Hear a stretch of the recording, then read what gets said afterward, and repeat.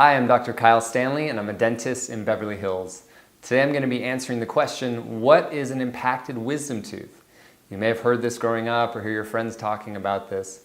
Well, what this means is that a natural tooth comes out of the gums, and if this is your gums, it's fully out like this.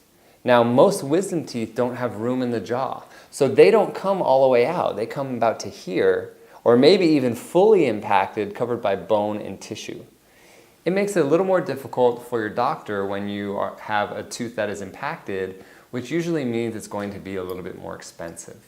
So just because it's impacted doesn't mean that it's a problem.